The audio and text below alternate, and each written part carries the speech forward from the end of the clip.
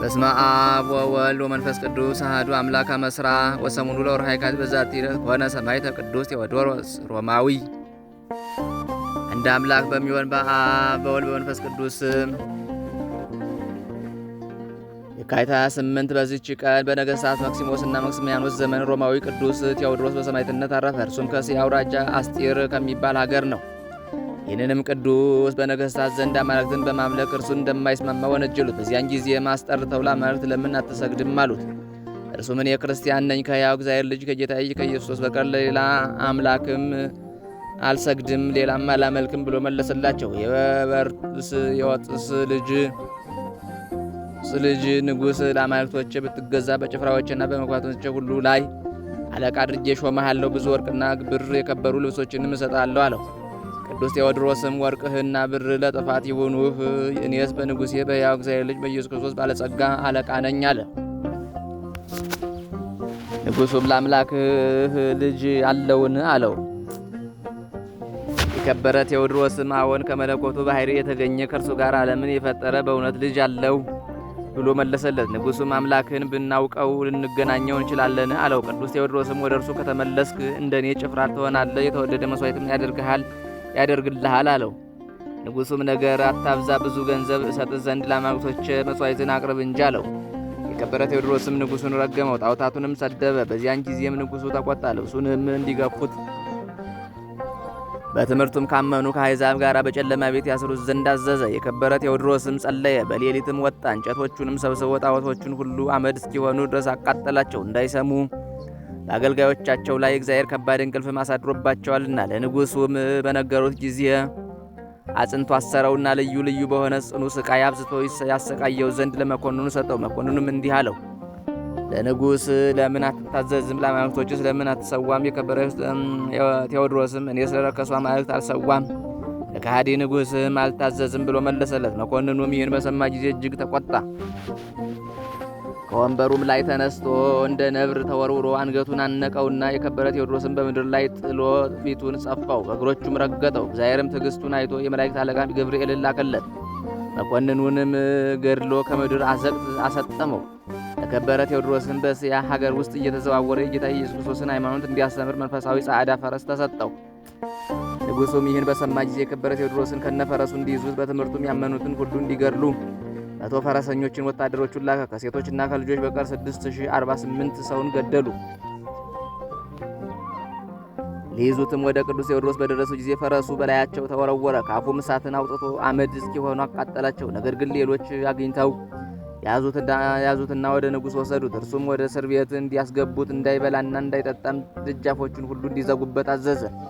ከዚህ በኋላ የክብር ባለቤት ጌታችን ኢየሱስ ክርስቶስ ተገለጠለትና ቃል ኪዳን ሰጠው። በዚያን ጊዜም ከእስር ቤት አውጥተው ዘቅዝቀው ሰቀሉት። ደሙም እንደ ውሃ እስቲፈስ ከላም ቆዳ በተሰራ ጅራፍ ገረፉት። ደሙም የነካቸው ብዙ በሽተኞች ዳኑ። ታምራቱንም ያዩና የሰሙ በጌታችን አመኑ። በዚያችም ቀን 148 ሰዎች ተገደሉ። እሊህን የተገደሉትንም ሰማዕታት ወደ እሳት ማንደጃ ውስጥ ከእርሱ ጋር ጨመሯቸው። በዚያን ጊዜ ነፋስ ነፈሰ፣ መብረቅና ነጎድጓድም ሆነ። እሳቱንም አቀዝቅዞት የከበረ ቴዎድሮስ ማንም ሳይነካው ከእሳት ውስጥ ወጣ። ከዚህ በኋላ ንጉሡ የሚያደርግበትን ባጣ ጊዜ 54 ልጥር የሚመዝን ልጓም አምጥተው አፉን እንዲለጉሙት እግሮቹንና እጆቹንም በችንካር ቸንክረው ለአንበሳ እንዲጥሉት አዘዘ። አንበሳውም እንባውን እያንጠባጠበ እንደ ሰው አለቀሰለት እንጂ ምንም አልነካውም። ጌታችንም ተገለጠለትና ስሙን ለሚጠራ መታሰቢያውንም ለሚያደርግ ገድሉንም ለሚጽፍ እድል ፈንታው ከእርሱ ጋር በመንግሥተ ሰማያት ይሆን ዘንድ ቃል ኪዳንን ሰጠው። ከዚህ በኋላ 200 ሰዎች ሸክም እንጨት፣ 100 ልጥር ባሩድ፣ 100 ልጥር የጉዶሮ ማር፣ 100 ልጥር ነሐስ አመጡ። ከማንደጃውም ጨምረው እጅግ እስከሚግል አነደዱት። ጸሎቱንም ከፈጸመ በኋላ ቅዱስ ቴዎድሮስን ወደ ነደደው እሳት ወረወሩት። ምስክርነቱንም ፈጸመ። የመላእክት አለቆች ሚካኤልና ገብርኤል ነፍሱን ተቀበሉ፣ በ3 አክሊላትም አቀዳጁት። ሥጋውንም በአውሳብያ የተባለች የመኮንኑ ሚስት ወሰደች። ዋጋው ብዙ በሆነ ሽቱም ገነዘችው፣ ወደ ገላትያ ወሰደችው። በእብነ በረድ ሳጥንም አድርጋ በዚያ ቀበረችው። ቤተ ክርስቲያንም ሰራችለት። ከሥጋውም ታላላቆች ድንቆች ታምራቾች ተገለጡ። ለእግዚአብሔር ምስጋና ይሁን፣ እኛንም በጸሎቱ ይማረን፣ በረከቱም ከእኛ ጋር ትኑር ለዘላለሙ አሜን። ሰላም ለከቴዎድሮስ ፈለጋ ለማየ ሃይማኖት እንበለንትጋ እንዳይ ኤልያስ ለቤታ ከአብ ዘለፌ ህጋ ከማካልቦ ምላ አድምኡ ጸጋ መንፈሳዊ ፈረሰ ዘተጽእነ በስጋ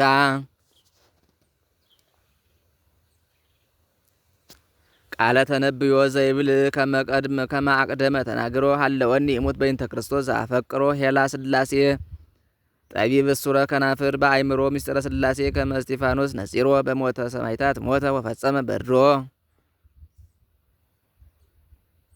በዚህችም ቀን የቅዱስ ቴዎድሮስ ማህበር የሆኑ 6304 ሰዎች በሰማዕትነት አረፉ። በረከታቸው ከእኛ ጋር ትኑር ዘላለሙ አሜን።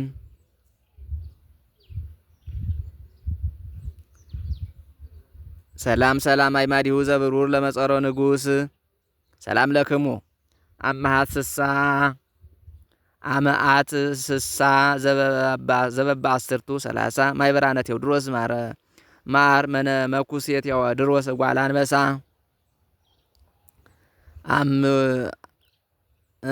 እምሂሩ ተክሙ ብየ ሐሰሳ ከመታናይ ስዊ ሊተ ክውደ አበሳ